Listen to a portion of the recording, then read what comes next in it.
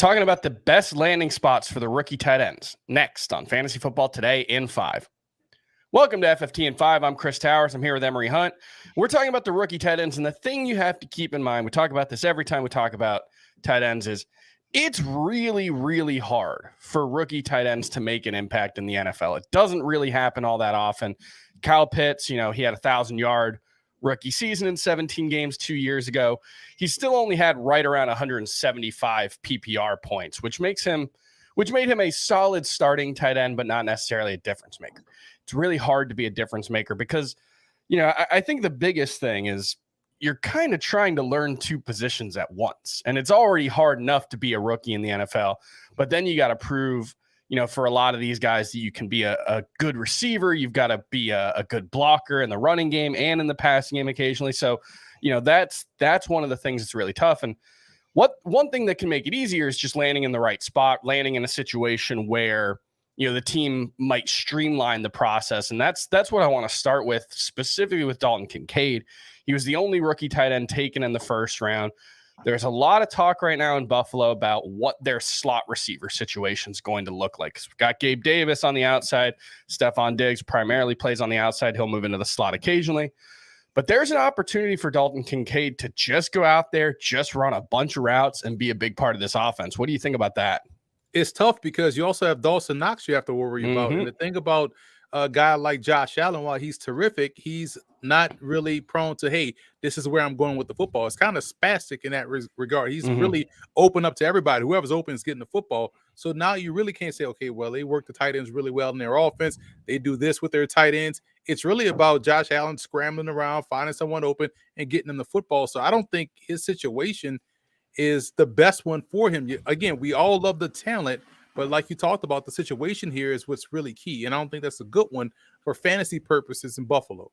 Yeah, he'll have to, this is something that we're going to keep an eye on in OTAs that are happening this week and then training camp over the summer. Is just how much is he really being used as a traditional tight end where he's going to have to compete with Dawson Knox for playing time versus if they really do just think he can be a big slot and he's going to play, 65% of the snaps there, which Dawson Knox got to, I think, 68% snap share as a rookie, then there's a path. But I think when you're talking about a path to playing immediately and making a big impact, the two guys that I would focus on from this rookie class, one, Michael Mayer, who landed with the Raiders. They traded Darren Waller this offseason, so there's an opportunity there.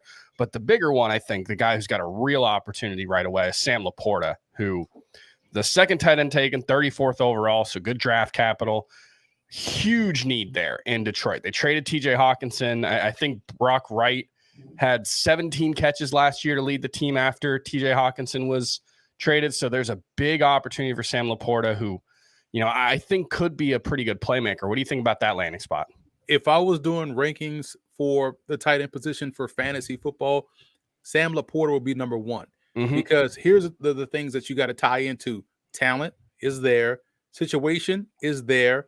When you combine those guys getting suspended, so there's going to be some options available in the passing game, but also Jared Goff, what he does well, gets rid of the football quickly. Where that usually goes, underneath to the tight end. Guess who's going to benefit? The guy that can do a great job catching and running with the football, which is also why they get Jahmyr Gibbs, who's a terrific runner, but also a terrific receiver. So Sam LaPorta is in the most ideal spot, paired with the situation, paired with the skill set, paired with the type of quarterback that we talked about Josh Allen not being. I think this is a guy that can produce number one as a rookie in fantasy football. Yeah, and I think there's a similar vibe with Michael Mayer. I think the Raiders obviously sort of crowded passing game after they added Jacoby Myers from New England this offseason, but there are some rumblings that they might be looking to cut Hunter Renfrow after June 1st, which could put Michael Mayer in a situation where he's the number 3 option in that passing game. And now, Jimmy Garoppolo has his limitations. He's not going to push the ball down the field a ton. He's not going to be super aggressive, but that could create a situation for Michael Mayer to, make an impact right away. Are there any other tight ends that you think have an opportunity specifically for 2023 to play a big role? No, I just want to tap into a little bit more of Michael Mayer. When you think about another option, they have Josh Jacobs, who could also be a receiving target as well out of the backfield. We talked about Jimmy Garoppolo. So, yeah, I love the player in Michael Mayer because he's my number one inline guy. So I like the blocking part of it. And when you factor that in, fantasy-wise, it may not look great, but football-wise, he's going to be perfect for their offense. So that would be one I would probably rank third outside of Kincaid and LaPorta in that order.